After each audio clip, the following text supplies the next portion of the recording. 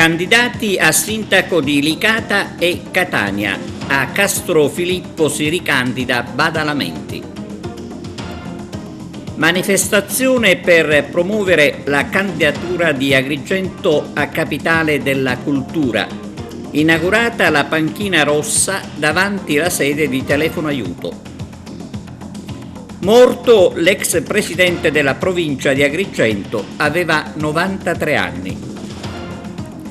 Calcio, la domenica calcistica con Carmelo Lentini e Giuseppe Moscato.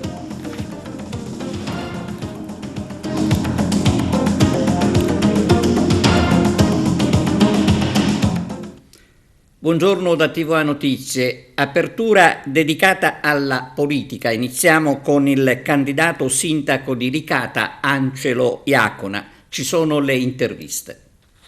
Angelo Iacona, questa sera la presentazione della candidatura della Democrazia Cristiana a sindaco di Licata. Perché questa scelta di provare a governare la città? In primis per l'amore che mi lega al mio paese e anche perché lo stato di degrado che è arrivato nel nostro territorio, la nostra comunità, mi ha spinto a entrare e quindi mettermi in competizione con altri candidati nel tentativo di risolvere i problemi di Licata, problemi che sono importanti e che bisogno non più della figura del consigliere comunale, ma di un regista che possa programmare, pianificare e tentare di riuscire a risolvere tanti problemi di Licata.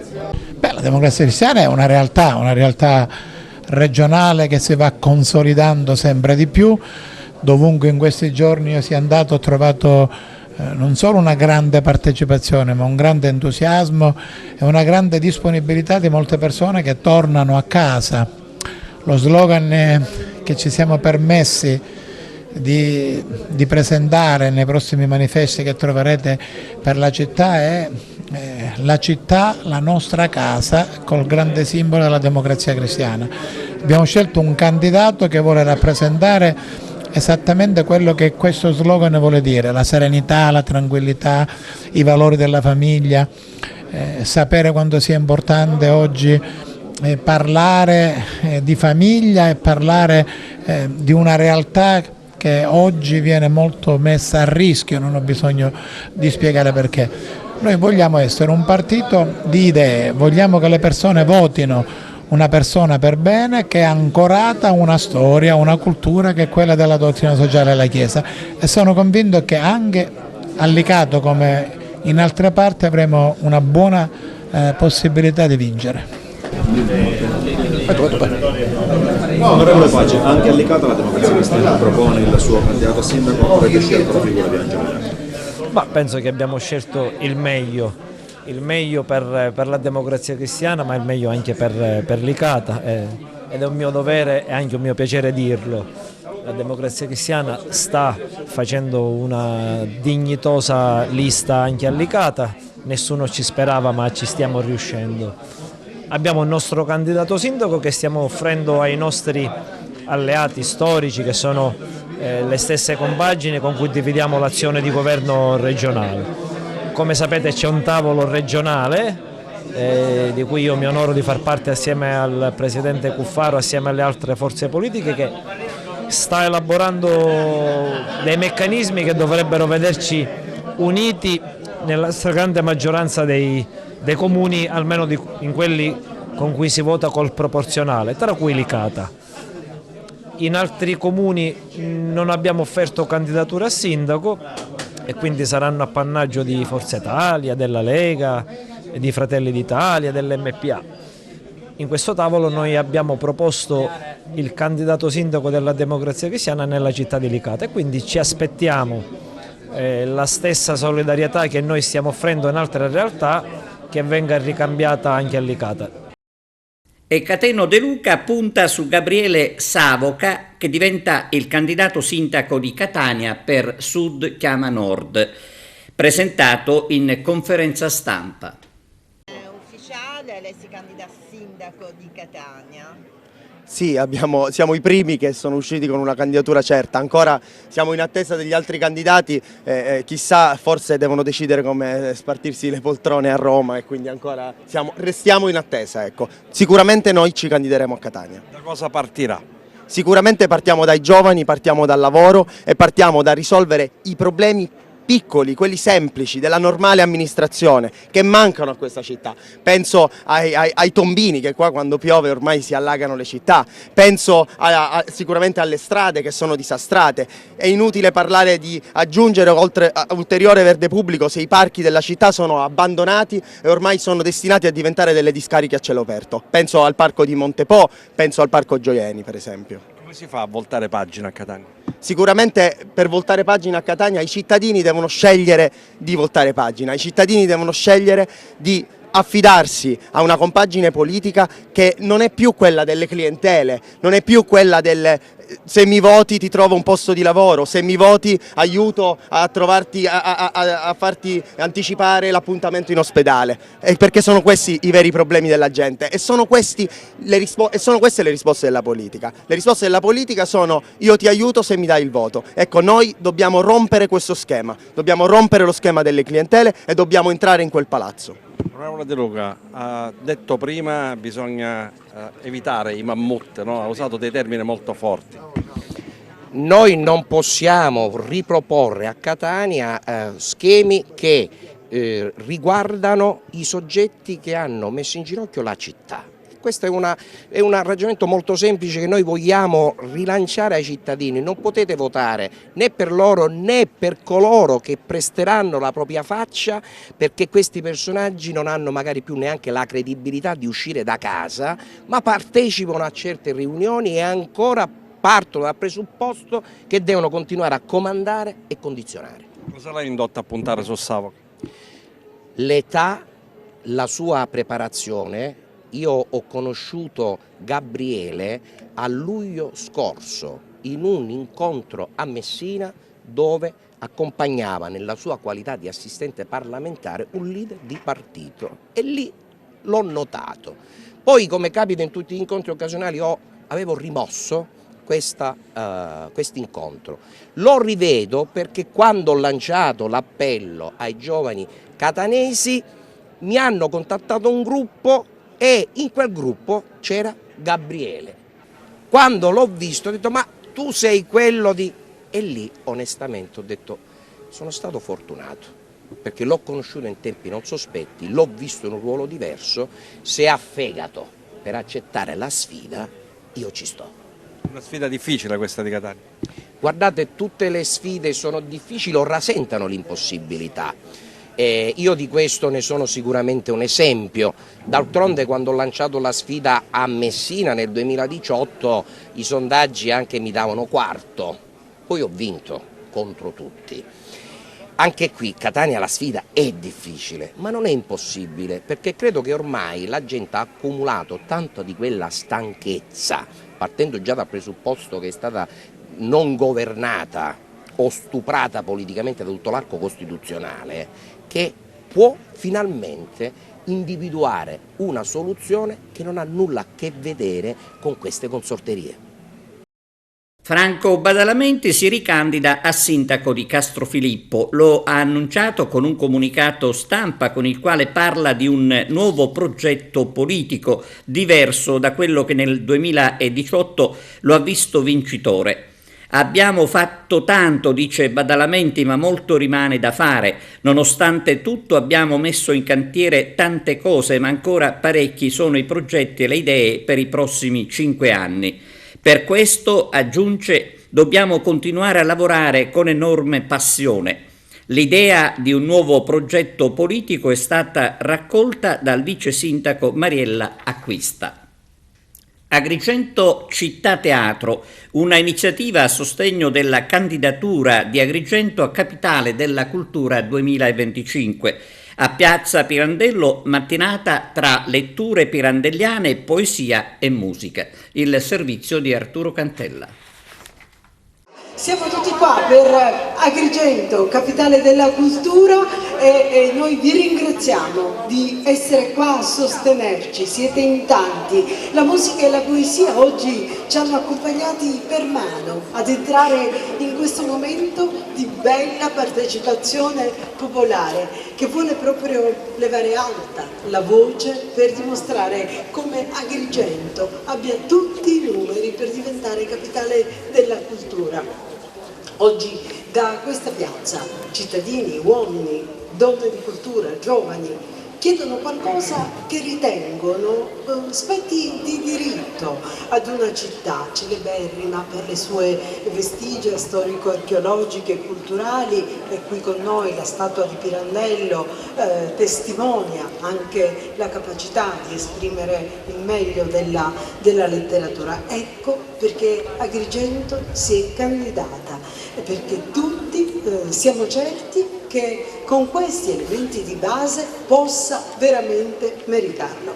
Una settimana dall'audizione romana, gli agrigentini, molti attori, molti artisti hanno voluto rappresentare la loro vicinanza a questa candidatura. È una cosa importantissima per la nostra città, è un evento importante. Agrigento deve raggiungere questo obiettivo finale e penso che l'intera cittadinanza deve essere coinvolta e spero che questo servirà anche per aggiungere un ulteriore tassello a questo puzzle enorme finale che stiamo costruendo proprio per questa candidatura. Dobbiamo dire grazie ai volontari, io, Caterina Montalbano, Daniele Vardi. Questa è un'iniziativa perché la città di Agrigento avrebbe dovuto acquisire questo titolo già anni or sono. Speriamo che questa sia la volta buona, ma noi crediamo che la Coccinella ci porterà fortuna, la fortuna della Coccinella. Auguri Agrigento e agli agrigentini. Oggi è un giorno speciale perché la nostra Agrigento deve raggiungere l'obiettivo di diventare capitale della cultura 2025, una bellissima opportunità per la nostra amata città. Ha voluto dare anche lui il suo contributo. Ma è naturale, noi viviamo ad Agrigento, siamo per Agrigento, l'abbiamo sostenuta, continuiamo a sostenerla con la nostra presenza a Agrigento, pertanto il minimo che possiamo fare è quella di dare il nostro contributo ancora una volta per sostenere Agrigento capitale della cultura italiana. Mi sembra doveroso partecipare e rendere viva questa voglia di riscatto e quindi la città di Agrigento penso meriti tanto e gli artisti, la cultura che si respira qui è una cosa molto, molto bella.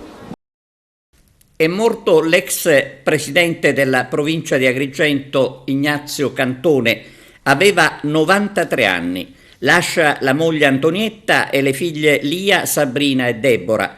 Personaggio di spicco della politica agrigentina, Ignazio Cantone è stato anche assessore al comune di Agrigento e presidente della Camera di Commercio.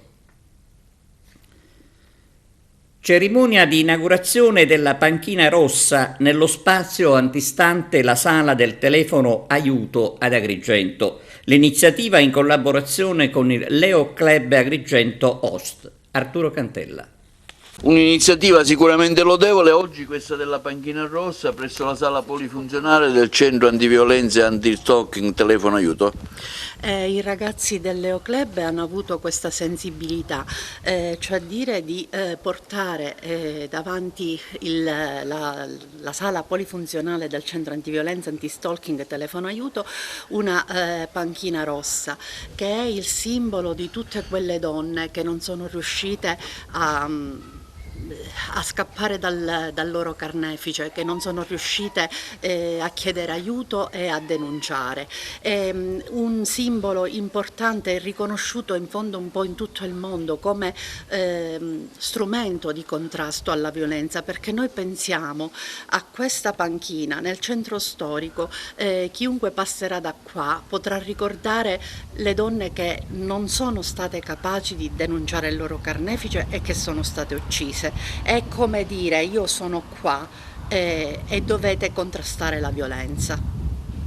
Il vostro centro è da tantissimi anni presente nel territorio. il nostro centro è ormai da 20 anni presente sul territorio, ha evoluto il suo modo di approcciare le donne vittime, perché ha studiato, ha cercato di fare formazione, ha cercato di fare informazione, che è quella necessaria per cercare di convincere le donne vittime di violenza a chiedere aiuto e a denunciare, perché questo è l'unico modo per non ricordare il posto vuoto. Allora, innanzitutto questa iniziativa parte dal mio passaggio di campana, dall'insediamento della mia presidenza. Ai presenti non ho voluto omaggiare con mazzi di fiori, ma ho voluto fare un atto concreto, donando questa panchina rossa che sia il simbolo di tutte le persone che passeranno qua in questo vicolo a ricordare le donne che sono state vittime di violenza. Diciamo che anche questa giornata è molto particolare perché non abbiamo voluto donarla, diciamo che lo scopo è quello di parlare sempre, ogni giorno delle donne e non solamente per il 25 novembre o per l'8 marzo. Noi del Leo Club Agrigento siamo molto, dedichiamo molto al tema delle donne, quindi per me è stata veramente un onore nell'inaugurazione di questo giorno, ma soprattutto devo ringraziare il Centro Antiviolenza e Antistalking Telefono Aiuto, a tutta l'associazione, ma soprattutto un ringraziamento speciale va ad Antonella Gallo Carrabba per la sua disponibilità nell'organizzazione. Il sindaco di Palma di Montechiaro, Stefano Castellino, lancia un appello alla Regione riguardo la riserva naturale di Punta Bianca. La riserva di Punta Bianca rappresenta qualcosa di veramente importante per la città di Palma di Montechiaro, per la città di Agrigento, ma anche e soprattutto per tutto l'Interland, perché consentirà lo sviluppo di un turismo sostenibile e il preservare di quell'angolo di paradiso che è appunto rappresentato dalla riserva. Noi come cittadini di Palma di Montechiaro e io come sindaco della città del Gattopardo ne parlo con maggiore orgoglio e con maggiore forza, stante il fatto che la riserva per la quasi totalità o per la gran parte ricade nel territorio del comune, della città che ho il privilegio di rappresentare. Al di là o meno della sospensione delle attività militari o della loro ripresa, la riserva di Punta Bianca deve immediatamente essere operativa, perché questo consentirà di preservare un meraviglioso habitat e di creare quelle condizioni importanti di sviluppo economico e rispetto ambientale che sono ormai i punti cardine dell'agenda di governo non solo locale ma anche internazionale. Oggi parliamo del rischio sismico, la Sicilia è ad altissimo rischio sismico, se vediamo questa mostra capiamo perché. Terremoto del 1693 che distrusse 3 province, l'attuale provincia di Siracusa, Messina e Catania, centinaia, migliaia anzi di morti, di feriti, danni enormi, il grande terremoto di Messina, i vari terremoti dell'Etna del 2002 al 2018, terremoto del Belice. È un rischio con cui dobbiamo imparare a convivere, non è il terremoto che uccide in sé, ma sono le costruzioni fatte male. E in Sicilia negli anni 60, 70, 80 tantissime costruzioni fatte male e quindi l'esigenza di una prevenzione strutturale. Quindi la mostra di oggi spiega cos'è un terremoto, come si misura, gli effetti, ma spiega anche i comportamenti da adottare, comportamenti da parte dei cittadini, non scappare durante un terremoto, mantenere la calma, non affollarsi negli ascensori, nelle scale perché è assolutamente inutile, individuare luoghi sicuri, informarsi preventivamente se la propria casa è una casa antisismica sicura o non lo è, e poi invece uno stimolo per gli amministratori, i politici, i governanti, investire ancora di più sulla prevenzione sismica. A dire il vero la Sicilia è partita nel 2000 con un programma di interventi di miglioramento sismico del patrimonio pubblico e privato, centinaia di interventi fatti, centinaia di milioni di euro spesi, però sono sempre ben poca cosa rispetto alla vastità del patrimonio da adeguare, da sistemare. Chiaramente non ci fermiamo, è una sfida che dobbiamo perseguire e speriamo nel futuro sempre di essere ancora più efficaci e più rapidi in questi interventi. Purtroppo è diventato argomento di grande attualità. Parliamo della violenza che riguarda le tifoserie, una violenza inaudita come quella che ha devastato il centro di Napoli. E a proposito di violenza negli stadi, è legata la nomina da parte del delegato della FIGC di Agrigento, Angelo Caramanno, del sociologo Francesco Pira, componente della commissione che si occuperà del progetto Uniti contro la violenza per un calcio migliore. A 100 anni dalla messa in scena di 6 personaggi in cerca di autore, al Museo Archeologico di Agrigento un interessante appuntamento. Vediamo con Arturo Cantella. Commissario, allora quanto sono importanti momenti come questi, organizzati dal Dino Barone del Cerchio, che vede anche la partecipazione di tanti alunni, tanti studenti delle classi? Sono importantissimi, non importanti. È l'orgoglio di essere agrigentini che Pirandello ci ha trasmesso.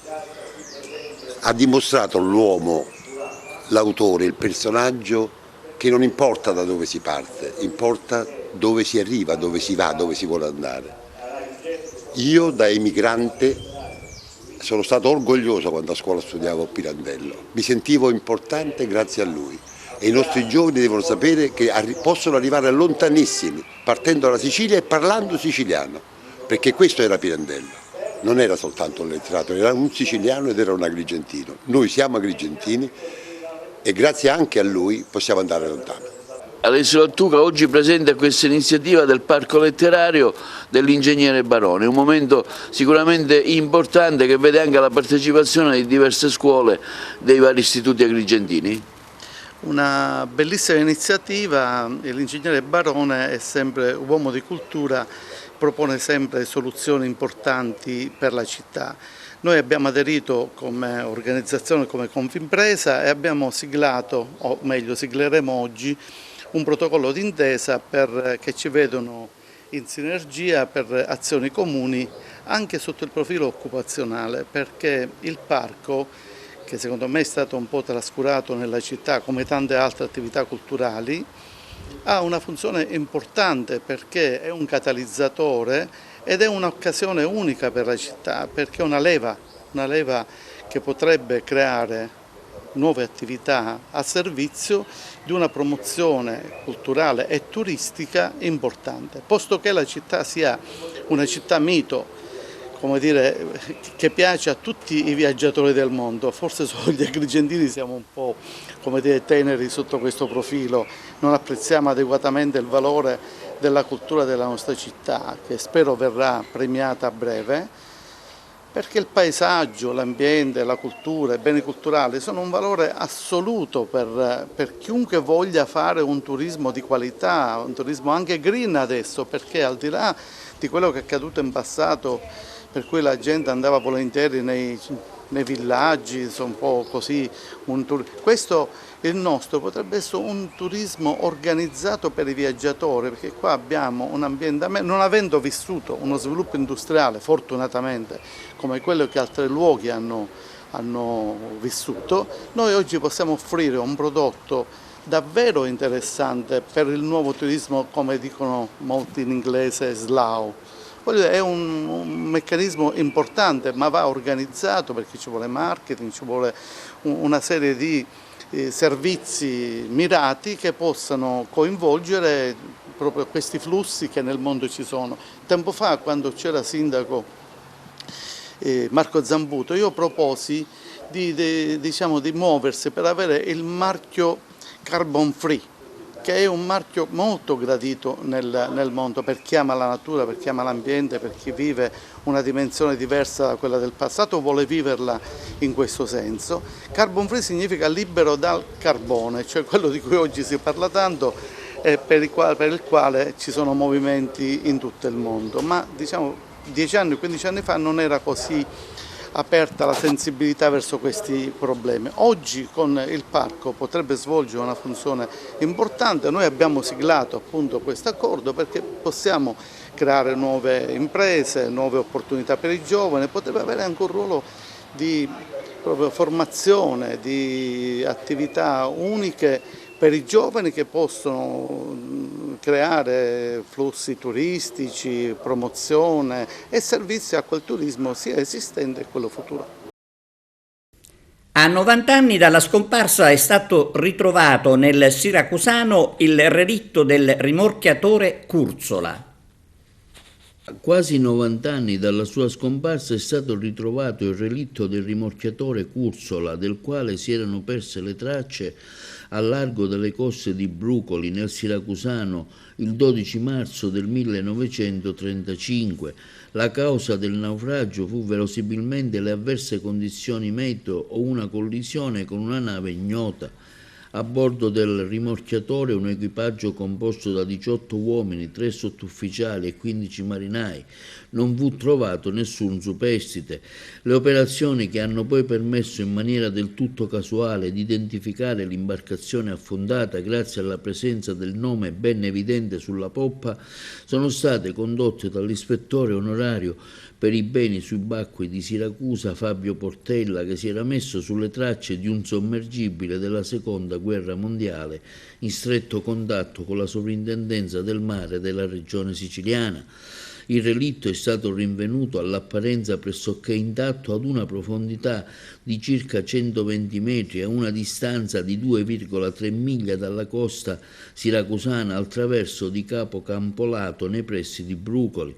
A causa dell'elevata profondità e delle difficili condizioni in cui operare, dovute alla completa oscurità, alla bassa temperatura e ai problemi di decompressione, sarà improbabile riuscire a portare a galla del rimorchiatore. Certamente si procederà a una documentazione video e fotografica.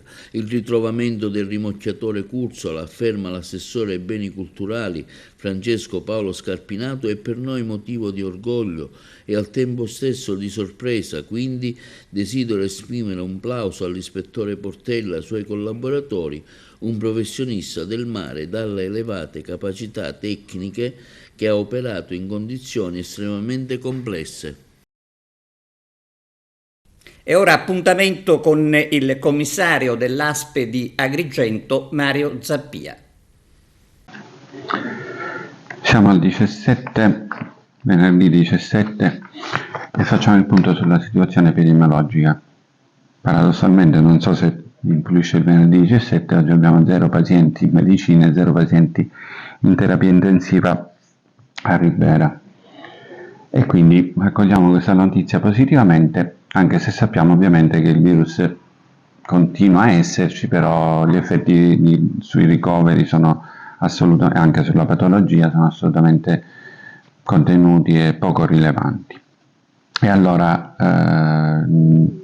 non possiamo che concentrarci su quelle che sono le attività della nostra azienda, che continua a lavorare con le premesse che vi ho detto la settimana scorsa per quanto riguarda l'eventuale preparazione nostra a ricoveri o ad altro, e quindi non allenteremo mai la presa, però preso atto che non abbiamo pazienti all'ospedale di Ribera, ha ancora più senso il fatto che noi stiamo spingendo per rifunzionalizzare l'ospedale di Ribera e dotare quell'ospedale delle patologie che non sono presenti all'interno della nostra provincia. Lo stesso discorso lo stiamo facendo su Licata, infatti io fra qualche minuto mi recherò a Licata, perché anche lì, oltre ad affrontare i temi della vita quotidiana, stiamo lavorando per fare in modo che ci siano anche dei punti di ricovero, quindi di visita e di risposta ai bisogni sanitari per patologie che noi all'interno della nostra provincia non abbiamo. E vi ricordate le cose di cui abbiamo parlato: la chirurgia vertebrale dopo la chirurgia retroperitoneale mesenterica. Però queste sono cose che affronteremo da qua alle prossime settimane, ma ci stiamo lavorando costantemente. Abbiamo alcune notizie che secondo me sono degne di nota. Una, quella dei disturbi alimentari, per cui avanti ieri c'è stata la giornata nazionale dei disturbi alimentari. Stiamo parlando di anoressia, bulimia e patologie dell'alimentazione in generale, ma queste sono due patologie veramente gravi dal punto di vista clinico assistenziale e dal punto di vista medico, e dal punto di vista del dramma familiare sono delle patologie veramente impegnative. Sono impegnative per noi sanità che dobbiamo curarle e per le famiglie che devono affrontarle. Per fortuna qualcosa qua all'interno della nostra struttura c'è ed è presente da diversi anni, il centro Metabulè, Abbiamo in corso alcuni lavori, diciamo, alcune iniziative per fare in modo che il centro possa prendere il decollo che merita, perché lavorano molto bene. Ci sono delle cause, delle missioni in possesso, qualcosa che c'è, degli adempimenti burocratici che noi cerchiamo di accelerare, però capiamo bene che questa patologia è una patologia subdola e grave, perché fa parecchi danni all'interno delle famiglie che sono interessate. La maggior parte sono giovani, per lo più donne, che sono interessate da queste, soprattutto per quanto riguarda l'anoressia si tende a sottovalutarla perché, vabbè, lo confondi con la linea, ricerca della bellezza, della linea, dell'emulazione delle modelle, e poi il confine di passaggio fra questa emulazione e una patologia seria è difficile da scoprire. Però dobbiamo continuare a insistere perché su questo si faccia ancora più attenzione. Pausa per la pubblicità, linea alla regia. E siamo allo sport, panoramica sulla domenica calcistica a cura di Carmelo Lentini. Ciò che attende l'Acregas sarà un'altra domenica di passione. Sulla strada della compagine dei Templi, un avversario in netta risalita è pilotato da una vecchia volpe del calcio isolano, Andrea Pensabene, che proprio con l'Acregas vestì la maglia biancazzurra alcuni decenni or sono. Tutto questo a 5 giornate dalla conclusione del campionato e con 2 punti in meno dal fuggitivo Enna. Ma il gioco del calcio spesse volte è strano ed anche imprevedibile. E può ancora succedere di tutto in attesa del confronto diretto del Seneto in programma domenica 2 aprile. Una data che gli sportivi agrigentini attendono con ansia, ma anche con pacata fiducia. Oggi però c'è da superare l'ostacolo Gela e non sarà affatto facile dopo una settimana di intenso lavoro e con qualche problema di formazione. In settimana infatti il giudice sportivo ha fermato il portiere Lezzai, per cui verrà chiamato in causa il giovane Sansone sin dal primo minuto, e il difensore Alfonso Cipolla. Entrambi salteranno solo questa sfida, per cui torneranno dei disponibili dalla prossima gara. Nell'ultimo lavoro di rifinitura di questo sabato il tecnico Nicolò Terranova ha provato diverse soluzioni tattiche, ma ciò che più che conta è la grande rabbia di tutti i calciatori e per tornare a vincere e quindi continuare a coltivare la speranza di un possibile aggancio alla compagine ennese. Con la nuova città di Gela, oltre al tecnico Andrea Pensabene, ci stanno 2 ex biancazzurri che ad Agrigento hanno fatto bene. Il primo è l'inossidabile Stefano Piazza, classe 82, sempre veloce e imprevedibile sulla fascia. Il secondo invece è un centrocampista dai piedi buoni, anche lui un ex, Andrea D'Amico.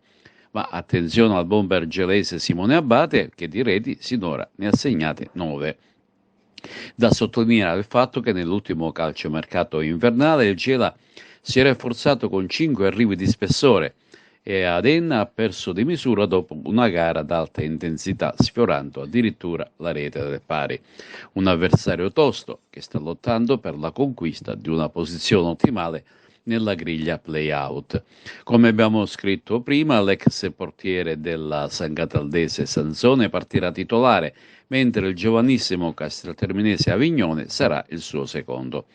Acregas Gela è stata affidata ad Alessio Marino di Acireale, mentre i suoi assistenti saranno Pietro Fardella di Palermo e Manuele Finocchiaro di Acireale. Ed ora le interviste. In sala stampa il patrono dell'Acregas Giuseppe Deni, che anche questa mattina ha incontrato la squadra, ha incontrato i giocatori, lo staff tecnico, per caricarli in vista della gara di domani contro il Gela, dove la vittoria è obbligatoria per cercare di vincere questo campionato di eccellenza e approdare in Serie D.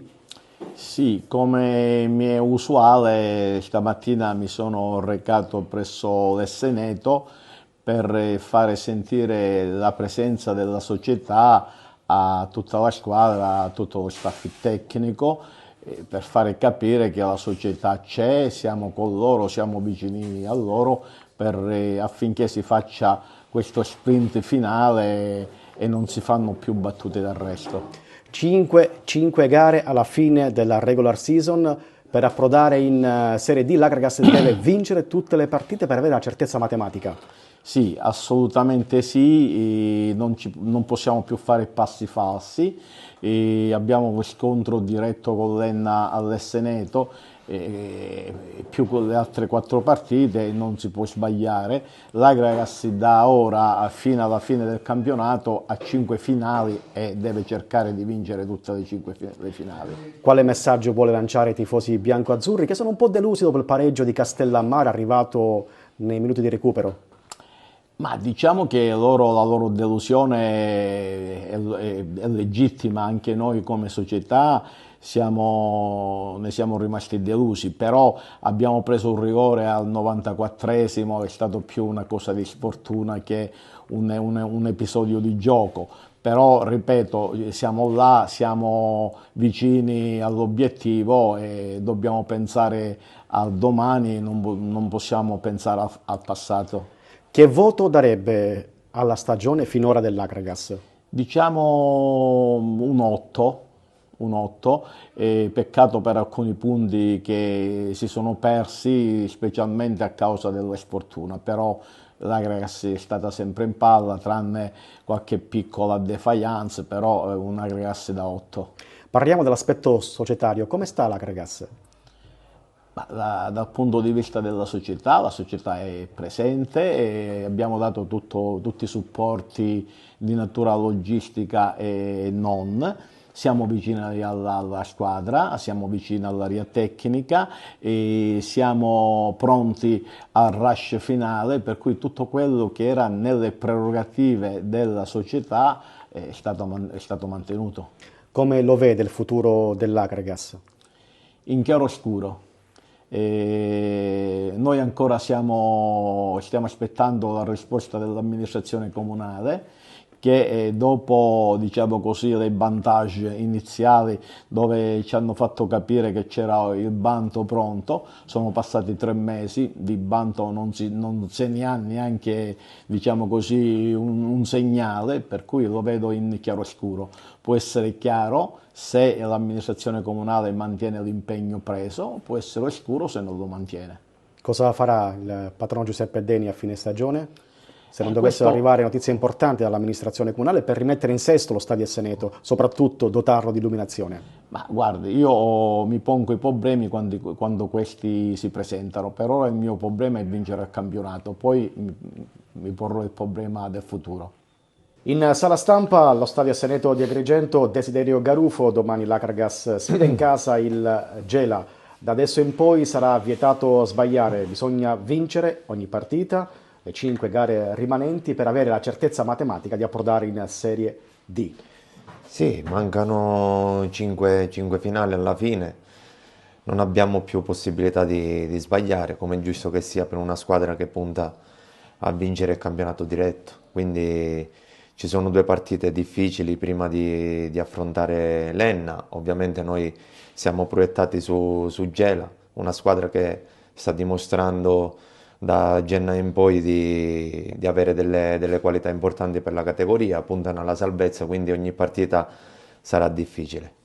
L'eccellenza di quest'anno, Girone A, si sta dimostrando un campionato insidioso, equilibrato, difficile da decifrare. Sì, insidioso, equilibrato, ma soprattutto le 2 squadre che hanno primeggiato fino ad oggi, insieme al Favara e al Misilmeri, hanno una quota alta di punti che ovviamente negli ultimi anni non si era vista, quindi come si era detto qualche mese fa, per varie vicissitudini questo campionato sarà deciso nelle ultime battute e quindi fino all'ultimo sarà decisivo incontrare le squadre sia dalla bassa alta classifica con la mentalità giusta. Avete smaltito la rabbia, la delusione, il mezzo passo falso di sabato scorso a Castellammare del Golfo? Sì, un peccato perché siamo andati ad affrontare una delle squadre che lotta per salvarsi, che però ha delle qualità importanti per la categoria, un gruppo che da anni fa questo tipo di campionato e si salva, quindi abbiamo fatto 90 minuti di alto livello con le insidie della partita, ma è stata assolutamente colpa nostra, ma l'importante è capire, anche se mancano 5 partite, capire che le partite vanno chiuse, le partite vanno affrontate fino all'ultimo secondo con la determinazione, perché ora ogni punto sarà decisivo per il finale di stagione e noi ovviamente dipende da noi, questa è la cosa più importante e vogliamo raggiungere l'obiettivo. Per quanto riguarda le altre agrigentine, la Pro Favara, sempre più vicino alle posizioni di testa, se la vedrà in casa con la Forte Mazzarese, in una gara tutta da seguire, mentre lo Sciacca, anch'esso tra le mura amiche, si ritroverà la Leonfortese. Queste le terne designate per queste 2 gare. Pro Favara Mazzarese arbitrerà Rosario Zangara di Palermo con assistenti Salvatore Nigrelli e Giuseppe Torre, entrambi della sezione di Barcello e Barcellona Pozzo di Gotto. Unitas Sciacca Leonfortese invece è stata affidata ad una ragazza. Si tratta di Giorgia Arcoleo di Palermo, con assistenti Giuseppe Saracino di Ragusa ed Alessandro Cottone di Palermo.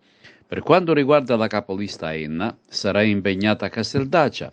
Per questa sfida è in arrivo un arbitro della sezione di Genova. Si tratta di Guglielmo Noce. Comunque, questo è il quadro completo della giornata. Oggi, questo sabato, alle ore 15, giocheranno Nissa Don Carlo Misilmeri e Parma Valle Castellammare, mentre domenica, sempre a partire dalle 15, Acregas Gela, Casteldaccia Enna, Marineocus Palermo, Mazzara Resuttana, Pro Favara Mazzarese e Sciacca Leonfortese. Impegno casalingo per la Pro Favara che ospita la Mazzarese. Giuseppe Moscato.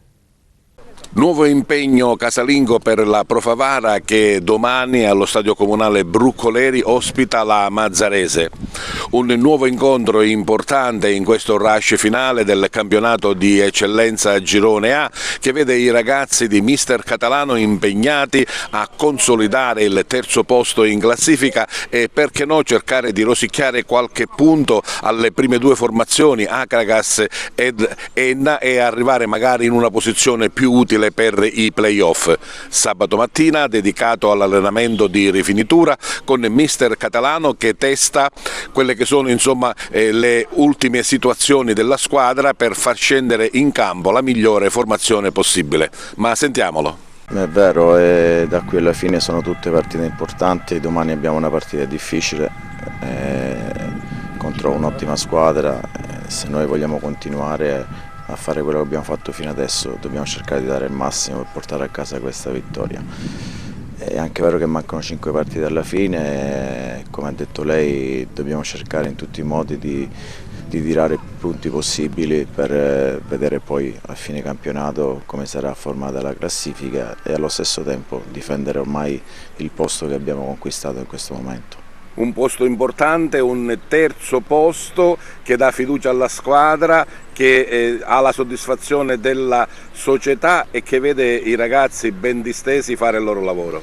Sì, siamo abbastanza soddisfatti di quello che stiamo facendo fino adesso. Sicuramente tornando indietro c'è anche un po' di rammarico per diverse partite che non sono andate come dovevano andare, però questo gruppo è abbastanza forte, ci siamo rialzati, abbiamo continuato a fare quello che sappiamo fare, i ragazzi lo fanno abbastanza bene, stanno tutti bene, quindi domani ci sarà una partita difficile come ho detto prima e la dobbiamo affrontare nei migliori dei modi. Affrontare una partita in casa vuol dire anche dare soddisfazione al pubblico. Che partita sarà? Noi cerchiamo sempre di dare soddisfazione al pubblico e credo che in buona parte ci siamo sempre riusciti.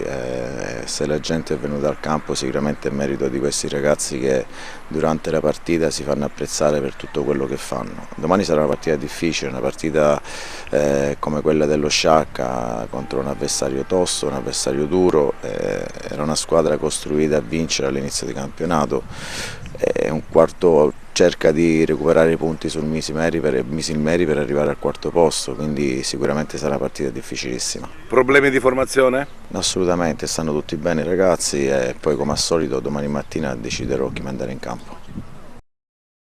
E adesso parliamo del calcio Licata.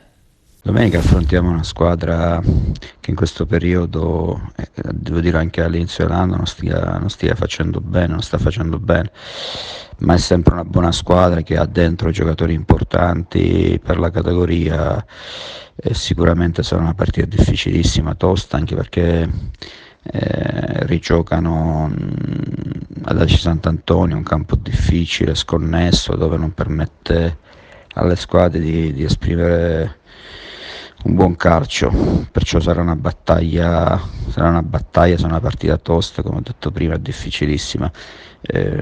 Noi dobbiamo cercare di fare la nostra partita e continuare a fare quello che stiamo facendo in questo campionato, raccogliere più punti possibili. In questo periodo stiamo in una zona alta della classifica, vogliamo rimanerci perché vogliamo, se ci riusciamo, concludere la stagione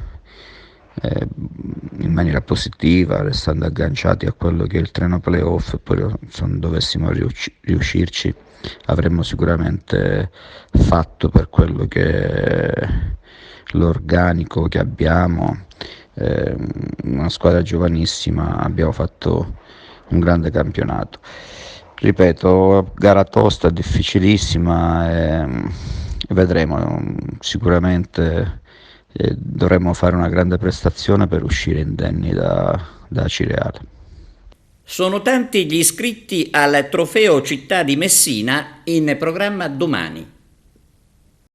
Era nostra intenzione portare avanti la città di Messina, farla conoscere sia a tutti gli atleti che verranno con le famiglie, verranno pure gli amici calabresi, e questa era la nostra poi intenzione, era questa di portare a Messina e di farla crescere. Dopo il periodo di Covid c'era un martorio, così abbiamo voluto fortemente questa gara per portare un po' di persone a Messina, per farci un po' conoscere da tutti.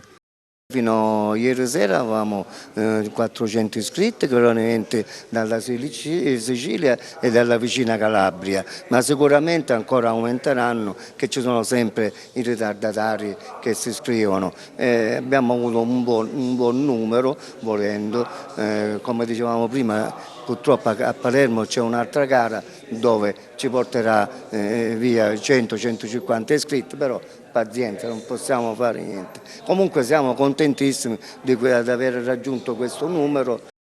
Ci presentiamo con un percorso omologato di 10 km, l'omologazione avviene attraverso un processo ben definito, la FIDAL manda dei giudici omologatori per certificare che il percorso, quindi misurato, 10 km e non di più. Percorso velocissimo, come dicevo, già rodato nel corso degli anni, quindi ci aspettiamo anche dei risultati tecnici di un certo rilievo, ma soprattutto la possibilità di far divertire la stragrande maggioranza degli atleti, che sono comunque degli over 35, dovremmo avere anche degli over 80, che si possono divertire.